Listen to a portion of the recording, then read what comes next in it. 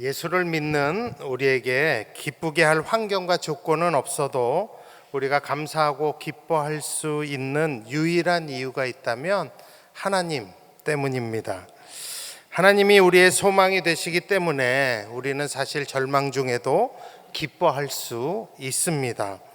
그러므로 그 하나님을 아는 것이 바로 생명이고 힘이라고 성경은 이야기합니다.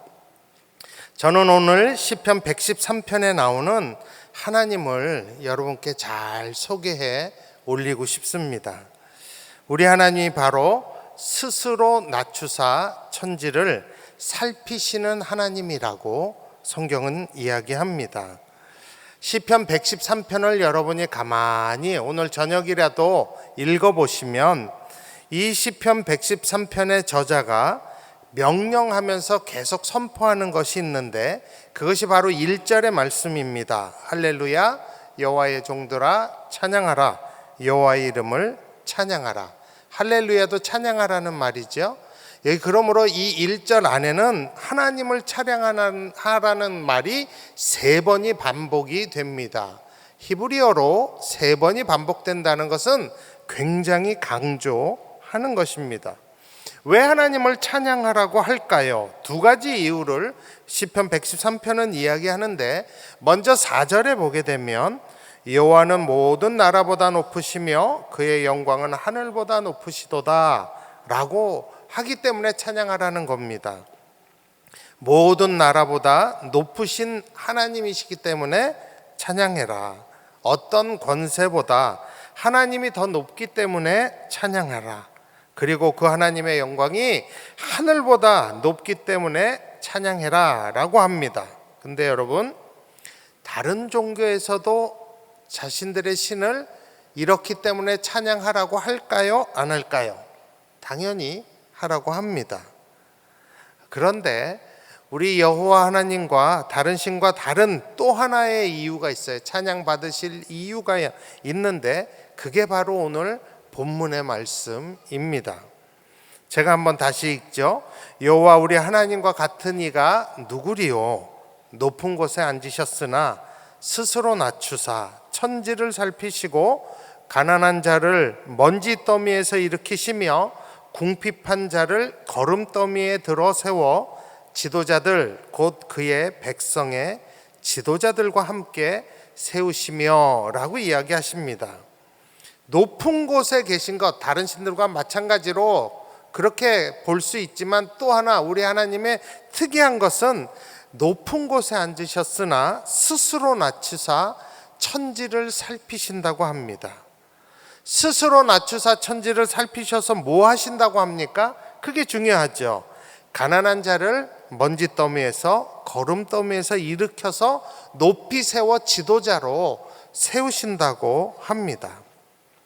먼지더미는 먼지가 많은 동네죠. 굉장히 탁하고 힘든 곳을 뜻하고, 거름더미는 우리가 알죠. 똥무더기를 뜻합니다. 똥밭, 똥칠하고 있는 곳을, 그곳을 더럽고 냄새나도 그곳을 보신다는 것입니다. 즉 비참하고 보잘것없는 자를 하나님이 스스로 낮추셔서 보셔서 그들을 찾아내서 지도자로 세우신다는 말씀입니다. 저는 그 대표적인 예를 오늘 한 가지 이야기하는데 그게 우리가 잘 아는 다윗의 예입니다. 다윗도 사실 시편 113편의 고백과 비슷한 고백을 시편 8편 4절에서 하고 있는데, 다윗이 이렇게 고백합니다. 사람이 무엇이기에 주께서 그를 생각하시며, 내가 뭔데 하나님이 나를 생각하시냐 뜻이죠. 인자가 무엇이기에 주께서 그를 돌보시나이까, 어떻게 하나님이 나 같은 사람을 돌보시나 의아해하고 고백하고 있습니다.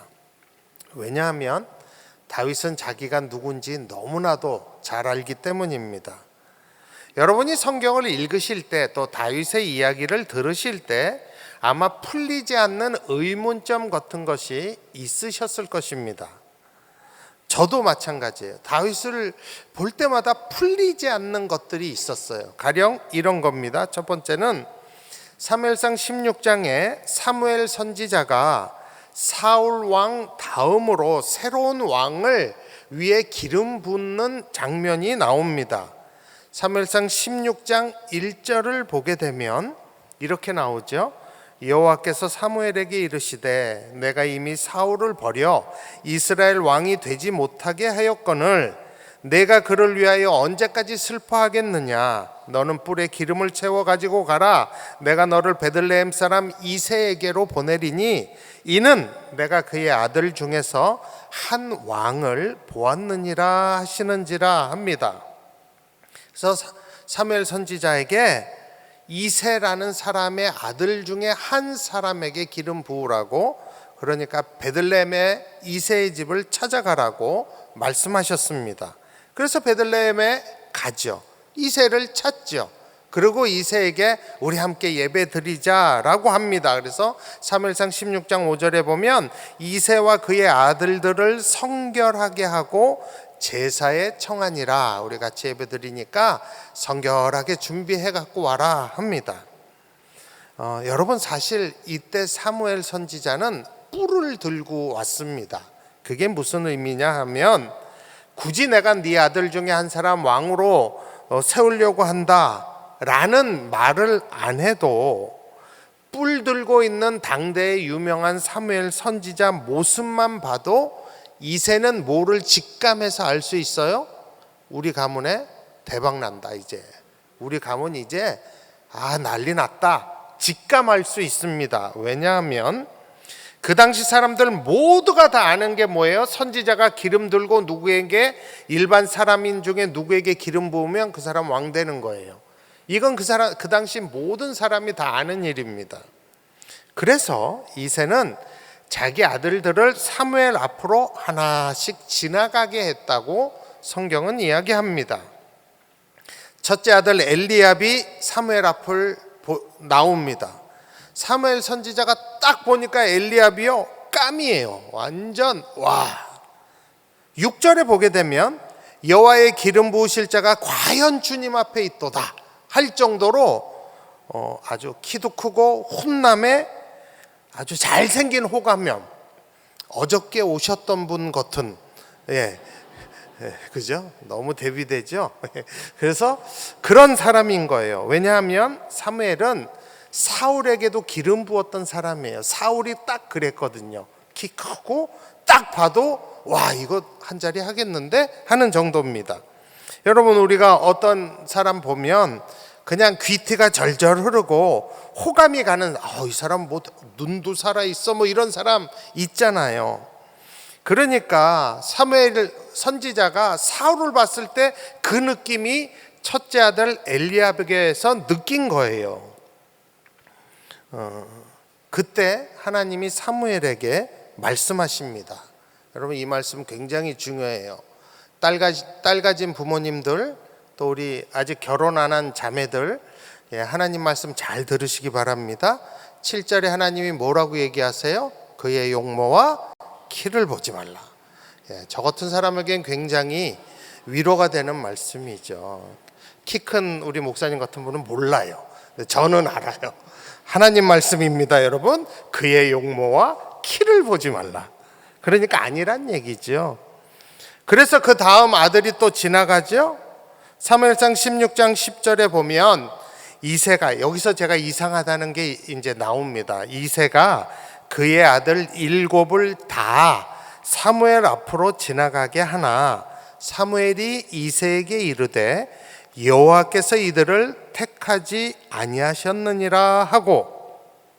근데 여러분, 저같이 이제 설교를 하고 성경을 유심히 보는 사람들은 뭐가 좀 이상하냐 하면 이런 구절이 이상한 거예요. 이새가 그의 아들 7을 다. 근데 우리는 알아요. 이새의 아들이 몇 명인지. 아시죠, 여러분? 8명입니다. 이새의 아들은.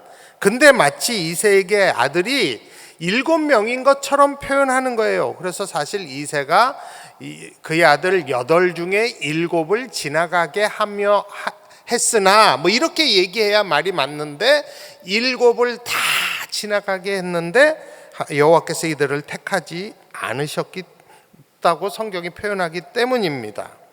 왜 성경이 그의 아들 일곱을 다 라고 표현해서 마치 이새에게 아들이 7명인 것처럼 표현했을까요? 그 7명을 하나님은 얘기했어요. 이들이 아니라고. 그러면 이새가 그 옆에 있었을 거 아닙니까? 사무엘 옆에. 얘 아니야. 다음 해서 7이 다 지나가도 아닌데 이러면 여러분이 아버지라면 뭐라 그러시겠어요? 당연히 하나 더 있어요. 이거 얘기해야 될 거 아닙니까? 근데 11절을 보게 되면 내 아들들이 다 여기 있느냐를 누가 먼저 묻는지 아십니까? 선지자가 물어요. 아빠가 옆에 있으면서 아닌데 하면 먼저 얘기해야 돼요. 하나 남았다고. 하나 더 보셔야 된다고. 그런데 이새는 그 말을 안 해요. 누가 하냐면 사무엘이 이들이 다냐? 라고 물어요. 여러분 너무 이상하지 않습니까? 그랬더니 이새가 그때 대답을 뭐라고 합니까? 아직 막내가 남았는데 그는 양을 지키나이다 라고 얘기해요. 여러분 이것도 이상한 거예요. 왜냐하면 아버지가 막내 아들을 데려오고 싶을 마음이 있었다면 이렇게 얘기하면 안 돼요. 아직 막내가 남았는데 그는 양을 지키나이다. 잠깐만 기다리세요. 제가 바로 데려올게요. 라고 얘기를 해야 됩니다. 근데 그 말을 안 해요. 막내가 있는데 양 지켜요. 그럼 끝나는 거예요. 아무 말 안 해요. 그러니까 사무엘상 16장 11절에 보시면 또 사무엘이 이새에게 이르되 내 아들들이 다 여기 있느냐? 이새가 이르되 아직 막내가 남았는데 그는 양을 지키나이다. 사무엘이 이새에게 이르되 사람을 보내어 그를 데려오라. 그가 여기 오기까지는 우리가 식사 자리에 앉지 아니하겠노라 라고 대답을 합니다. 여러분 이거 정말 이상한 얘기예요. 누가 막내 아들을 데려오라 그래요? 사무엘이에요? 이새예요? 사무엘입니다. 사무엘 선지자는 안달이 나서 보채 빨리 데려오라고. 근데 이새는 머뭇머뭇합니다. 왜 사무엘 선지자가 막내가 오기까지 식사 자리에 앉지 아니하겠노라 라고 대답했을까요? 그 행간을 읽으셔야 돼요. 이새가 뭐라고 얘기한 거예요? 데리고 올 테니까 식사부터 하자고 이렇게 얘기한 거예요. 그러니까 난 걔 올 때까지 식사 자리에 앉지 않겠다 라고 대답을 합니다. 여러분 아버지가 막내를 지금 챙겨요? 안 챙겨요? 안 챙기는 거예요. 여러분 이상한 거예요. 이거는 너무 이상하잖아요. 우린 쉽게 생각해. 막내니까 누군가 양 지켜야 되면 막내가 지켜야지. 똥물도 위아래가 있는데 그렇게 생각합니다. 여러분 이스라엘에서 가장 존경받는 영적 지도자가 사무엘입니다. 그가 뿔 들고 이새의 집에 찾아왔어요. 여러분이 부모라면 양을 택하시겠어요? 막내를 택하시겠어요? 막내를 택하시겠죠. 막내를 빼놓을 이유가 없죠. 그리고 또 성경에 보면 대부분 막내는 다윗처럼 험한 일 하지 않아요. 여러분 야곱의 가장 아끼는 막내 아들이 베냐민이에요. 베냐민 꼭 끼고 있어요. 정말 양이 너무 많은데 양칠 사람이 없어서 8명 중에 부득이 1명이 누군가는 빠져야 되는 상황이었을까요? 아닙니다. 성경 잘 살펴보세요. 사무엘상 17장 20절에 보면 이런 말씀이 나와요. 나중에 이새가 아들을 다윗을 형들에게 전쟁터로 위문 보낼 때 기사입니다. 거기 보면 이렇게 나와요. 다윗이 아침에 일찍 일어나서 양을 양 지키는 자에게 맡기고 이새의 명언대로 가서 진영에 이른즉 하고 나옵니다. 맡길 사람이 있었어요? 없었어요? 있었어요. 그죠? 그러니까 다윗이 양 지키는 자에게 양을 맡기고 형들에게 전쟁터로 위문 간 것입니다. 이미 맡길 사람 있었어요. 대책이 있었는데 왜 유독 왕이 세워질지도 모르는 그 자리에 다윗을 이렇게 빼돌렸을까요? 마치 내가 개오기 전까지는 아무것도 안 먹어 라고 사무엘이 단식 추행하듯이 왜 근데 아버지는 식사부터 하세요 라고 미적미적 됐을까요? 제 얘기 들으니까 이상하시죠? 이상해요. 또 하나, 다윗이 전쟁터에 형들에게, 전쟁에 참전한 형들에게 문안을 갑니다. 아버지가 문안을 보내요. 하필이면 막내를 보내요. 그것도 이상해요. 근데 그 막내가 전쟁터에 음식 싸들고 온 거예요. 문안을 온 거예요. 먹을 거 싸들고. 근데 그 막내 동생을 본 그 첫째 형의 그 반응 정말 이상합니다. 사무엘상 17장 28절에 보시면 이렇게 나옵니다. 큰형 엘리압이 아시죠? 키 크고 잘생긴 어저께 오신 분 같은 분.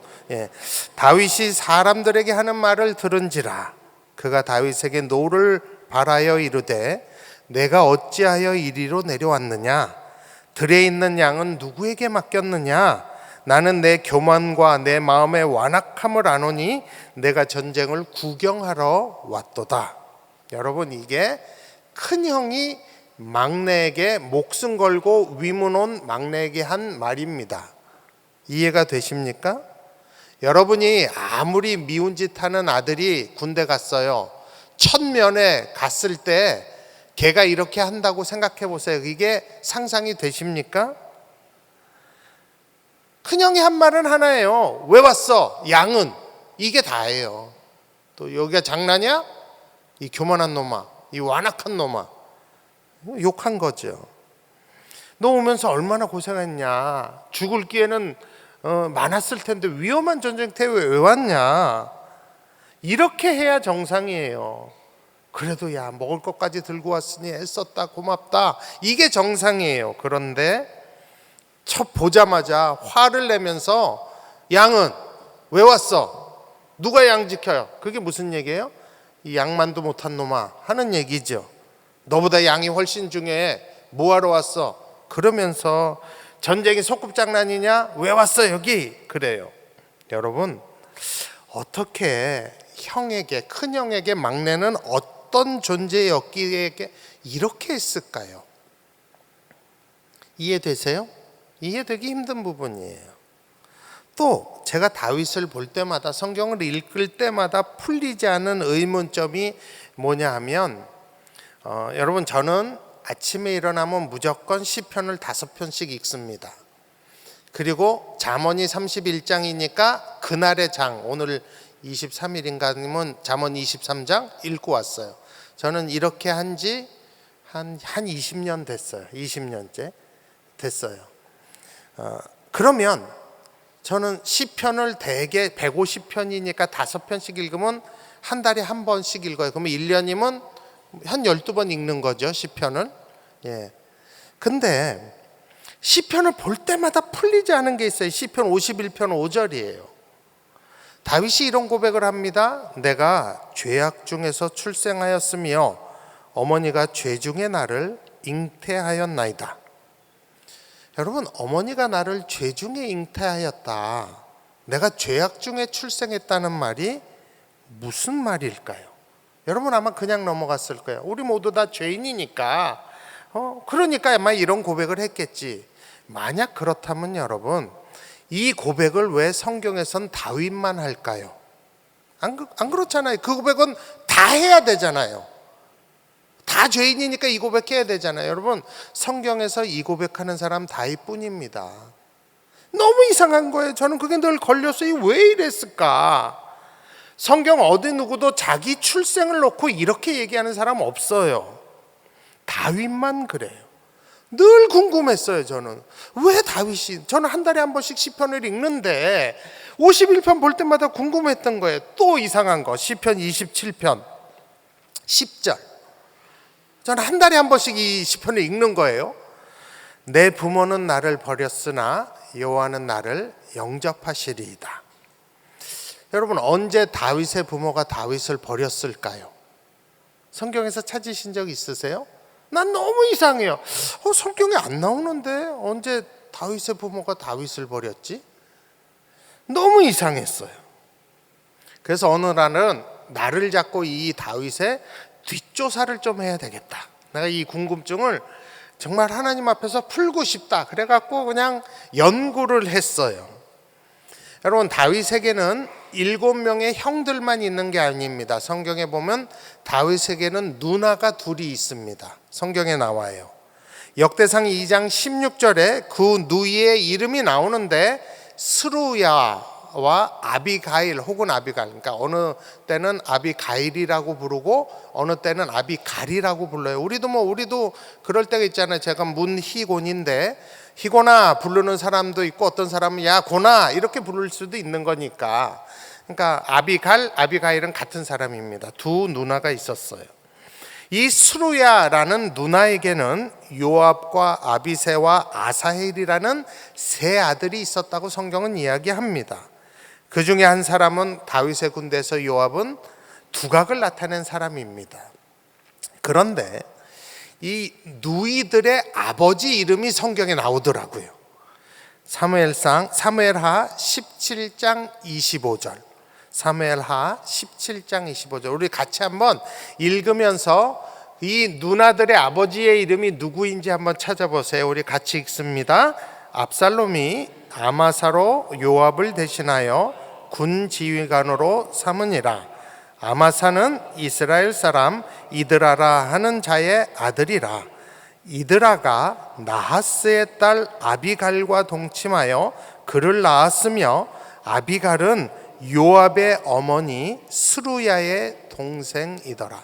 여기 보면 다윗의 두 누나 이름도 나오고 두 누나의 한 아들 이름도 다 나와요. 그러니까 여기 나오는 스루야, 아비갈 다 누나들인 게 분명해요. 그런데 이 누나들의 아버지의 이름이 나오죠. 뭐라고 나옵니까? 우리가 아는 다윗의 아버지의 이름은 누굽니까? 이새예요. 근데 이 누나들의 아버지 이름이 뭐라고 나와요? 나하스의 딸 아비갈이라고 나옵니다. 그러니까 누나들의 아버지의 이름이 이새가 아니라 나하스의 딸이라고 나옵니다. 그러면 우리가 질문이 생기죠. 다윗과 누이들이 아버지가 다르면 어떻게 이들이 형제일 수 있을까? 그죠? 그래서 제가 제 의견이 아니라 모든 성경의 주석학자들을 다 찾아봤어요. 그랬더니 성경학자들의 의견이 세 가지더라고요. 첫 번째는 이새와 나하스는 동일 인물일 것이다. 마치 아브람과 아브라함이 같듯이, 베드로와 시몬이 같듯이, 바울과 사울이 같듯이, 또 야곱과 이스라엘이 같듯이 아마 동일 인물일 거다. 그런데 대부분의 성경학자들은 동의하지 않습니다. 왜냐하면 성경에서 아무런 설명이나 어떤 사건 없이 그렇게 이름을 바꾼 사람이 거의 없기 때문입니다. 그래서 첫 번째 성경학자들은 이 첫 번째 의견을 나하스랑 이새가 같은 인물이다라는 걸 거의 받아들이지 않습니다. 그렇다면 두 번째 성경학자들의 의견이 이겁니다. 이새는 전 남편이 나하스인 사람과 재혼했을 거다. 그러니까 나하스가 죽고 그 다윗의 어머니가 재혼해서 낳은 아들이 아마 다윗일 거다라는 주장이 또 있습니다. 가능하죠? 그런데 여러분, 성경에도 그렇고 우리나라도 그렇고 재혼해서 막둥이를 낳았어요. 그러면 그 막둥이를 제일 험한 일을 막 시킬까요? 생각해 보세요. 그건 상식적이지 않아요. 왕을 세우는 선지자가 기름불을 들고 온 자리에 그 막둥이, 재혼해서 낳은 막둥이를 빼놓을 이유가 있을까요? 절대 없죠. 아빠가 혹그래도 그러다가는 엄마한테 죽죠. 그죠? 그 상식이죠. 혹시 그렇다고 해도 제가 풀리지 않는 숙제가 뭐라 그랬어요? 시편 51편 5절, 내가 죄악중에 출생하였으며 어머니가 죄 중에 나를 잉태하였나이다. 이게 설명이 안 돼요. 재혼한 게 죄가 아니잖아요. 그죠? 그렇다면 학자들의 주장입니다. 세 번째 주장이 뭐냐 하면 다윗과 누님들은 다른 칠형제와 어머니가 다르다. 그런데 이 엄마 다윗의 생모와 이새는 불륜으로 낳았다는 것이에요. 다윗을. 그래서 다윗을 나중에 아버지가 데려왔다는 거죠. 여러분 우리 문화에서는 이해하실 수 있죠. 대한민국도 옛날에 그랬잖아요. 아들 없는 집에서 아버지가 다른 여자와 결혼해서 아들을 낳으면 집으로 데려오잖아요. 그러니까 그랬을 거다라는 주장입니다. 그래서 조금 컸을 때 이새가 그래도 내 씨인데 내가 책임져야 하지 하고 그 어머니에게서 다윗을 자기 집에 아들 7이나 있음에도 불구하고 8째로 데려왔다는 주장입니다. 그러면 일단 다윗은 아버지 이새는 바람을 핀 거죠. 죄입니다. 그 어머니도 죄입니다. 그리고 다윗은 어머니와 아버지에게 버림을 받게 됩니다. 다른 형제들이 왜 다윗을 수치스럽게 여겼는가도 설명이 됩니다. 어느 날 아버지가 바람 펴서 이제부터 얘가 네 막내다 하고 데려왔으면 그 형들이 좋았을 리가 없습니다. 온 가족은 그 애들을 볼 때마다 아버지가 바람 펴서 데려온 애 수치스러울 거예요. 그 아버지도 정말 미안하겠죠, 가족들에게. 그리고 공식적인 자리에서 어떻게든 얘는 숨기고 싶었을 것입니다. 그래서 불려서 야, 넌 양지께 오지 마. 이럴 게 당연합니다. 사람들 앞에 노출시키지 않았겠죠. 그렇게 생각을 하면 형들이 이상한 정도로 냉소적으로 다윗을 대하거나 사무엘 선지자가 이새를 찾아왔을 때 이스라엘 왕이 세울 수도 있는 그 후보의 자리에 다윗을 빼돌린 이유도 설명이 되고, 왜냐하면 선지자, 거룩한 선지자 앞에 자신의 과거가 있는 아들, 산물인 아들을, 자기가 바람펴서던 아들을 내놓기가 싫었을 거예요. 제가 봐도 그랬을 것 같아요. 그리고 얼마든지 양치는 사람한테 양을 맡길 수 있음에도 불구하고 늘 막내는 넌 나가, 양쳐 오지 마 라고 한 이유도 설명이 됩니다. 또 목숨 걸고 형의 전쟁터에 면회온 동생에게 양은 왜 왔어? 장난이야? 이 교만한 놈아 라고 욕하는 것도 어느 정도 설명이 됩니다. 더한 설명은 제가 늘 풀리지 않았던 시편 27편 10절 내 부모는 나를 버렸으나 여호와는 나를 영접하시리이다 설명이 됩니다. 왜? 생모가 그를 버린 거고 친아버지에게 와도 그 아버지는 아들 취급 안 하고 늘 양만 치게 했기 때문입니다. 또 하나 풀리지 않던 시편 51편 5절 있죠. 내가 죄악 중에 출생하였으며 어머니가 죄 중에 나를 잉태하였나이다 라는 것도 문자 그대로 다 설명이 됩니다. 불륜은 죄니까요. 이런 모든 정황을 봤을 때 제가 내린 결론은 이 학자들의 세 번째 주장이 맞다입니다. 불륜의 산물이구나. 그래서 다윗은 자기의 출생에 대해서 누구도 알기를 원치 않고 수치스러워하는, 그리고 어떻게 보면 굉장히 기구한 불우한 소년기와 청소년기를 보낸 사람이구나. 제가 이스라엘에 갔을 때 이스라엘의 역사를 공부하는 학자에게 물어본 적이 있어요. 다윗에 대한 자료가 있느냐. 그랬더니 그분이 그 얘기를 하더라고요. 이상하리만큼 다윗에 대한 유물이 없다고. 작은 토기 조각 하나 발굴된 것에 다윗이라는 이름이 있다고. 그러니까 다윗에 대해서 알 수 있는 유일한 것은 성경 외에는 없다고 그렇게 얘기를 했어요. 여러분, 우리는 다윗이 그냥 목동으로 낭만적으로 그냥 수금 타면서 하나님을 찬양한 걸로 생각을 합니다. 근데 아닙니다. 다윗은 출생에 대한 상처가 있는 자였고 가족들로부터 늘 소외되고 버림받았던 사람입니다. 그래서 시편 113편의 표현에 의하면 먼지더미 걸음더미에 있었던 자가 바로 다윗입니다.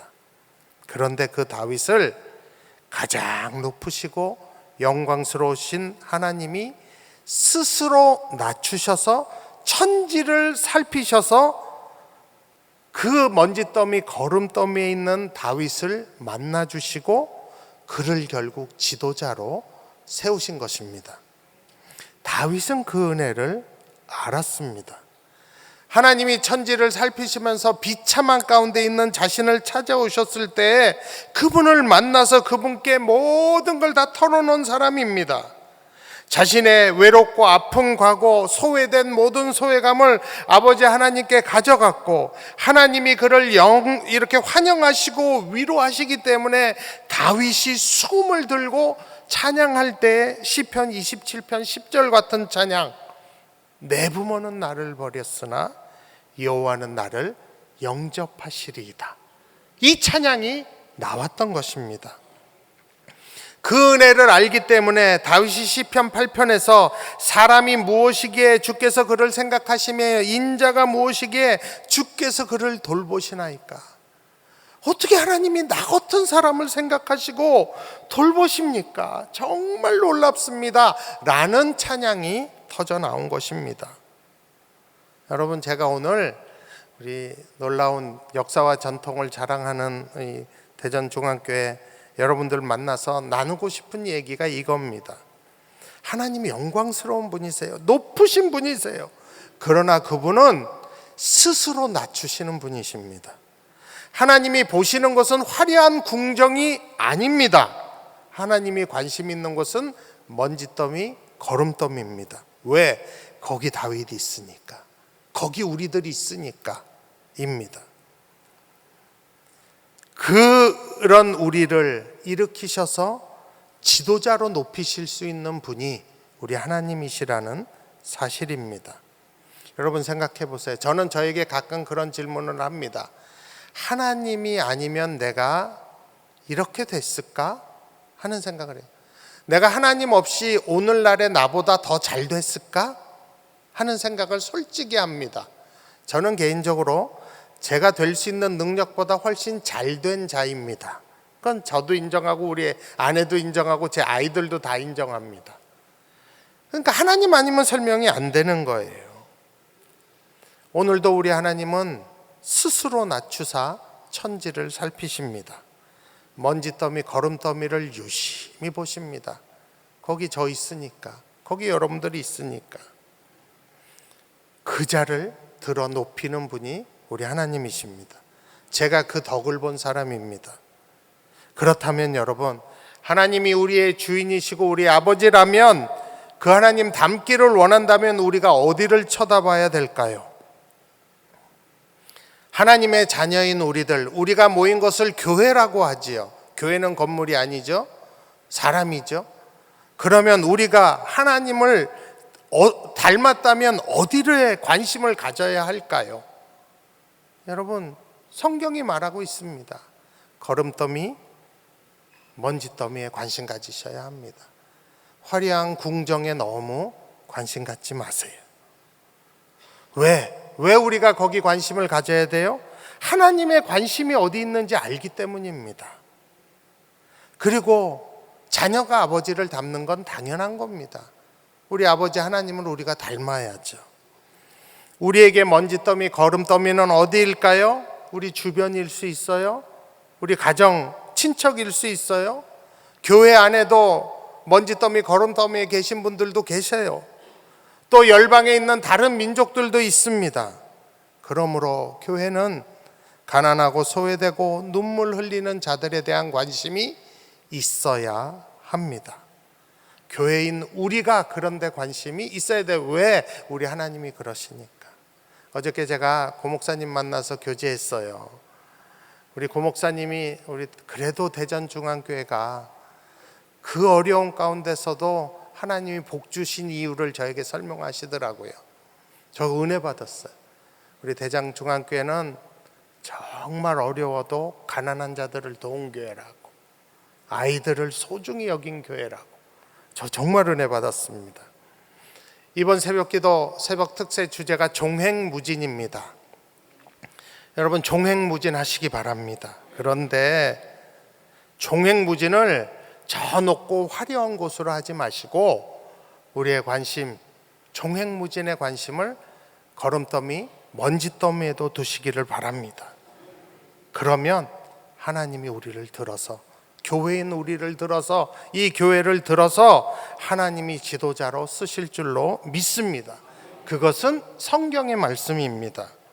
종횡무진으로 여러분의 지경이 넓어지고 또 여러분들이 높은 자리에 가도 관심은 하나님을 닮아서 먼지더미, 거름더미를 살피고 그곳에 사람들을 세우고 높이시는 저와 여러분이 됐으면 좋겠습니다. 제가 한번 기도하겠습니다.